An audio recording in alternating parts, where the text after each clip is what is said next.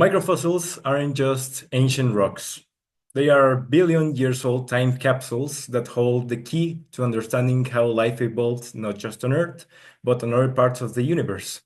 Yet exploring these delicate cellular structures traditionally requires, well, a very big scientific equipment, a physical sample, and a lot of work. But what if anyone could inspect these samples, these crucial microscopic worlds, right from a web browser, from anywhere around the world? Hello, everyone. My name is Jesus Perez, and today I'll be talking about a little project I've been working on over the summer with the help of Dr. Kenneth Willefort, and that project is the EvoStitch and the Gunflint notebook. But first of all, what is exactly the Gunflint? Is it some sort of candy, maybe? Is it a weird type of gun? Well, not really. It's actually just a rock. It's a plain old, simple rock. It's a very big one. It's 175 kilometers across. It's on the border between Ontario and Minnesota. And it was discovered by Tyler and Barnhorn, a geologist and botanist, in the 1960s. But this is just not any ordinary rock. This presents an answer to a question Darwin had that haunted him for the rest of his life after he published The Origin of Species. And that was, if such complex life appeared on the fossil record, like just out of nowhere, then, well, where were the first 3 billion years of life? And if you slice this rock thin enough and put it under a microscope, well, you actually get an answer. You can see in here, this is an actual sample of the Gunflint rock. It's around 8 millimeters in length. And the images you see at the bottom of the slide, those little things that seem like a spider and some kind of egg, are actually microscopic microorganisms. They were the first living organisms in the planet, and they help oxidize and produce the atmosphere that help create, well, the life we have today. But, well, this is where the problems start to emerge, because these specimens are really, really small.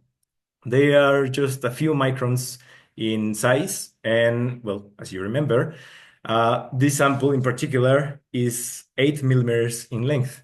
So with that, we can kind of see that the sample is basically enormous for the size of these things. And it would take just one scientist, maybe months of work, even years, to collect enough data to make, well, a reasonable assessment of what these things are or any kind of discovery. But what if we could use the most powerful tool we scientists have in our arsenal, and that is collaborative work?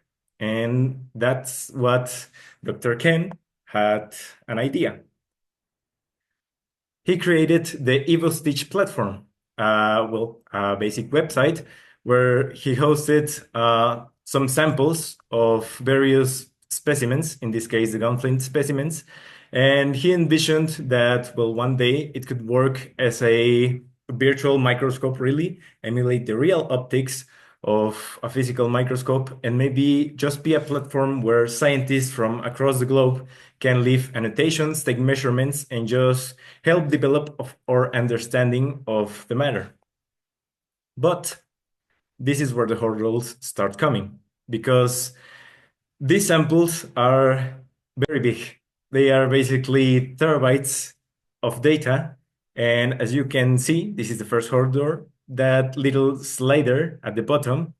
As you can, well, maybe you cannot see it, but in here it says 1 out of 21. This means that we're just seeing one of 21 slices that the microscope took of the sample. And each of these slices is 2 terabytes of data alone. So multiply that by 21, and you can see where the problems start coming, because a simple web browser cannot handle that amount of data. And that's exactly where I come in. Over the summer, I tried to make a basic understanding of how this system worked. I started by, well, just identifying the core standard of the samples. Dr. Willeford uses the OME file extension for most of his samples, well, for all of the samples. But This is super heavy because it produces, yeah, high resolution microscopy images. But the problem is that the microscope takes the object, it basically, quote unquote, slices through the object as much times as you need. The more times you slice, the more data you get. But each of these slices is terabytes of data. So that's the real problem. How do you handle such a huge amount of data? Well, maybe we can take some creative approach. I mean, the eye of a scientist is really trained to look for patterns, really. You don't want to, I mean, look at the whole sample all the time. Maybe you can spot an interesting area and maybe you can zoom in and you just need the detail from that specific area. So my idea was, well, what if you just take a sample of the sample? Maybe then we can, yes, have the whole sample baked into little slices.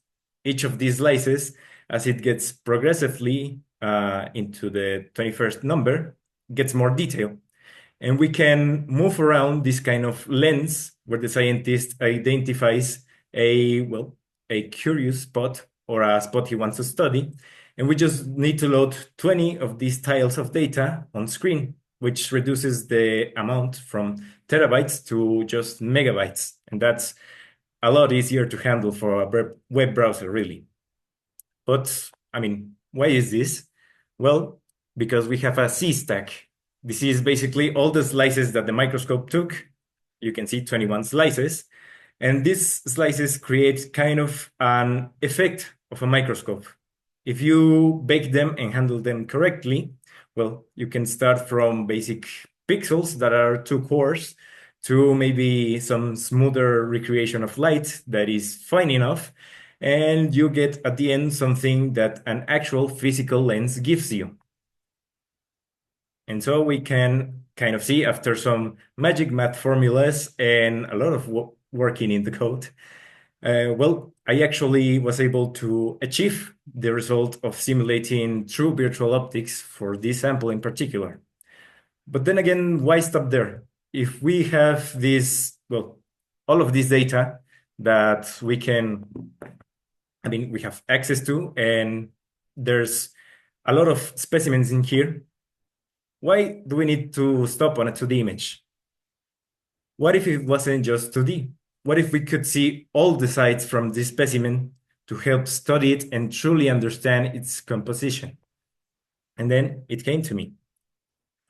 I selected 3 of the most interesting and common specimens on the Gunflint, in this case, Eoastrion, Gunflintia, and Hieronyiospora, and I applied some another fancy math formulas to extract that information from the sample. In this case, I traced 21 silhouettes with the help of code. I will distance the outline to make it smoother until we get a decent silhouette. And after that, we just iterate with some Laplacian and Euler transforms to preserve the scientific data, but make the 3D model smoother on the surface and well, just make it so that the web browser can process it in real time. And after some hours, some days of work, I ended up with these results. These are, well, I had to study the chemistry and the composition of each of these specimens to be able to color them or give them a material. These are actually what scientists speculate to be the actual, how the actual specimens would look like if we could see them at a normal size. But again, I need to remind you, these aren't just some kind of artsy 3D models. These are real specimens extracted from real scientific data of the Gunflint sample. And I mean, this was a very emotional journey for me, a very fun one, because I mean, I have a background in software engineering. I'm not a geologist or I don't study microbiology in any way, but I learned a lot along the way doing this project. And I didn't want for it to end in just some 3D models and just optic visualization optimized. Because I started to ask, well, what if as me, that I developed this hypothesis throughout the period of time I worked on this project, what if other people could develop their own hypotheses? People that aren't necessarily scientists or geologists, what if they could get curious enough to start researching this topic? And well, ladies and gentlemen, this is where I present you the cherry on top of this project, and that is the Gunflint notebook. This is a virtual experience. This is an educative experience where the user can basically travel across the sample to take a journey around the ages from our basic understanding of these specimens by taking measurements to better understand each of their specifics, maybe even look inside of them to better understand the modern hypotheses that scientists have at the moment. And at the end, well, maybe they can even form their own hypothesis.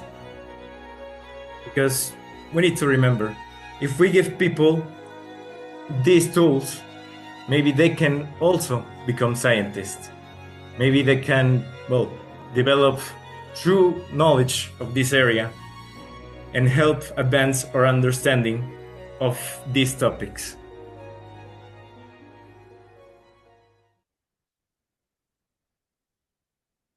And for the final moments of this presentation, here's the QR code for the website.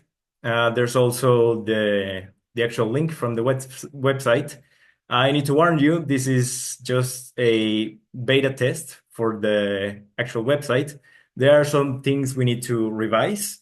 For example, it doesn't quite work on mobile devices yet because of the size of the sample, but we are working on it, and this is just the stepping stone of what we search to do. Because, I want to leave you with this thought. Us scientists sometimes, we have this complex amount of work, of knowledge that we keep to ourselves, be it because we are in our ivory tower, maybe we think it's just too complex for other people to understand. But in reality, we should really try to share this knowledge.